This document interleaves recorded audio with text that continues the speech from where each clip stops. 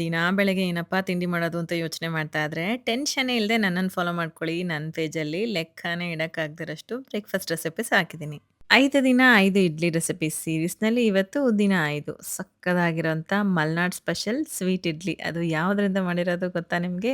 S, ವಿಡಿಯೋನ ಪೂರ್ತಿಯಾಗಿ ಎಲ್ಲೂ ಸ್ಕಿಪ್ ಮಾಡದೆ ನೋಡಿ ನಿಮಗೆ ಗೊತ್ತಾಗುತ್ತೆ. ಇದೊಂದು ತುಂಬಾನೇ ಸಕ್ಕತ್ತಾಗಿರೋಂಥ ಸಿಹಿ ಇಡ್ಲಿ ರೆಸಿಪಿ. ನಮ್ಮತ್ತೆ ನನಗೆ ಹೇಳ್ಕೊಟ್ಟಿದ್ದು. ಸಾಗರ ಶಿವಮೊಗ್ಗದಲ್ಲೆಲ್ಲ ಚಿನ್ನಿಕಾಯಿ ಕಡುಬು ಅಂತಾರೆ. ದೀಪಾವಳಿ ಹಬ್ಬಕ್ಕೆ ಮಾಡೋಂಥ ಮಸ್ಟ್ ರೆಸಿಪಿಯಲ್ಲಿ ಇದು ಕೂಡ ಒಂದು. ನನ್ನ ಮಕ್ಳಿಗಂತೂ ಮೋಸ್ಟ್ ಫೇವರೇಟ್ ರೆಸಿಪಿ. ಇದನ್ನ ಮಾಡಕ್ ಬೇಕಾಗಿರೋಂಥ ಒಂದು ಮೇನ್ ಇಂಗ್ರೀಡಿಯೆಂಟ್ ಅಂದ್ರೆ ನಮ್ಮ ಹೀರೋಯಿನ್ ಸಿಹಿ ಕುಂಬಳಕಾಯಿ. ಆಹಾ!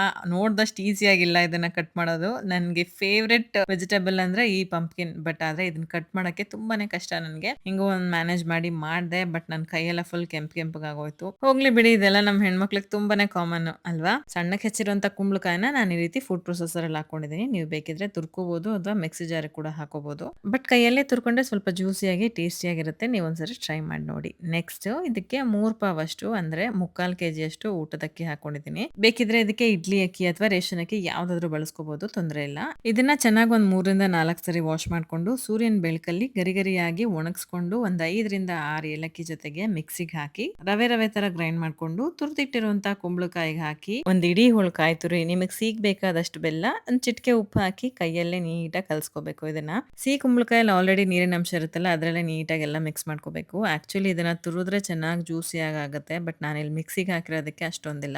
ಸೊ ನೋಡ್ಕೊಂಡು ಚೂರೇ ನೀರ್ ಹಾಕಿ ಮಿಕ್ಸ್ ಮಾಡ್ಕೊತಾ ಇದೀನಿ. ಜಾಸ್ತಿ ಹಾಕಕ್ ಹೋಗ್ಬೇಡಿ, ಬೆಲ್ಲ ಕೂಡ ನೀರ್ ಬಿಟ್ಕೊಳುತ್ತೆ. ಇದಾದ್ಮೇಲೆ ಈ ರೀತಿ ಉಂಡೆ ಕಟ್ಟಕ್ ಆಗೋ ತರ ಆಗ್ಬೇಕು. ಅಲ್ಲಿವರೆಗೂ ಮಿಕ್ಸ್ ಮಾಡ್ಕೊಂಡು ಇದನ್ನ ನೀಟಾಗಿ ಮುಚ್ಚಿಟ್ಟು ಓವರ್ ನೈಟ್ ಅಥವಾ ಒಂದ್ 8 ಗಂಟೆಗಳ ಕಾಲ ಫರ್ಮೆಂಟ್ ಮಾಡಕ್ ಇಟ್ಬಿಡ್ಬೇಕು. ನೆಕ್ಸ್ಟ್ ಡೇ ಬೆಳಿಗ್ಗೆ ಆಸ್ ಯೂಶುವಲ್ ಮತ್ತೊಂದ್ಸರಿ ಮಿಕ್ಸ್ ಮಾಡ್ಕೊಂಡು ಇಡ್ಲಿ ಪ್ಲೇಟ್ಸ್ಗೆಲ್ಲ ತುಪ್ಪ ಸವರ್ಕೊಂಡು ಮೊದಲು ಉಂಡೆ ಮಾಡ್ಕೊಂಡು ಆಮೇಲೆ ಈ ರೀತಿ ವಡೆ ತರ ತಟ್ಕೋಬಹುದು. ಅಥವಾ ನೀವು ಅಲ್ಲೇ ಇಟ್ಟು ಕೂಡ ಈ ತರ ಫ್ಲಾಟನ್ ಮಾಡಿ ಒಂದ್ 20 ನಿಮಿಷ ಸ್ಟೀಮ್ ಮಾಡ್ಕೊಂಡ್ರೆ ಆಯ್ತು. ಸಕ್ಕತ್ತಾಗಿರೋಂತ ಸ್ಪೆಷಲ್ ಆಗಿರೋಂತ ಸಿಹಿ ಕುಂಬಳಕಾಯಿ ಇಡ್ಲಿ ತಯಾರಾಗುತ್ತೆ. ಇದನ್ನ ಬಿಸಿ ಬಿಸಿಯಾಗಿ ತುಪ್ಪದ ಜೊತೆ ಸವಿತಾ ಇದ್ರೆ ಆಹಾ, ಸಕ್ಕತ್ತಾಗಿರುತ್ತೆ. ಖಂಡಿತ ಟ್ರೈ ಮಾಡಿ. ನನ್ನ ಮಕ್ಳಿಗಂತೂ ಮೋಸ್ಟ್ ಫೇವ್ರೆಟ್ ಬ್ರೇಕ್ಫಾಸ್ಟ್ ಇದು. ನಾನು ಯಾವಾಗ್ಲೂ ಅದ್ ಮಾಡ್ಲಾ ಇದ್ ಮಾಡ್ಲಾ ಅಂತ ಕನ್ಫ್ಯೂಷನ್ ಅಲ್ಲಿ ಇದ್ದಾಗ ಅವ್ರು ಪ್ರತಿ ಸರಿ ಕೇಳೋದು ಈ ಪಂಪ್ಕಿನ್ ಇಡ್ಲಿನ. ಸೊ ನೀವು ಕೂಡ ಟ್ರೈ ಮಾಡಿ. ನಿಮ್ಮನೇಲೂ ಎಲ್ರಿಗೂ ತುಂಬಾನೇ ಇಷ್ಟ ಆಗುತ್ತೆ. ಎಸ್ಪೆಷಲಿ ಕಿಡ್ಸ್ ಮಕ್ಕಳ ಲಂಚ್ ಬಾಕ್ಸ್ಗೆ ಅಥವಾ ಸ್ನಾಕ್ಸ್ ಬಾಕ್ಸ್ಗೂ ಕೊಡ್ಬೋದು. ಪಕ್ಕಾ ಬಾಕ್ಸ್ ಖಾಲಿಯಾಗಿ ಮನೆಗೆ ವಾಪಸ್ ಬರುತ್ತೆ. ನಮ್ಮನೆ ಮಕ್ಳಿಗಂತೂ ಬೆಳಗಿನ ತಿಂಡಿಗಾಗ್ಲಿ, ಊಟಕ್ಕಾಗ್ಲಿ, ಮತ್ತೆ ಈವ್ನಿಂಗ್ ಸ್ನಾಕ್ಸ್ ಅಥವಾ ಡಿನ್ನರ್ಗೆ 3 ಹೊತ್ತು ಕೊಟ್ರು ತುಂಬಾನೇ ಖುಷಿಯಿಂದ ತಿಂತಾರೆ. ಅಷ್ಟು ರುಚಿಯಾಗಿರುತ್ತೆ.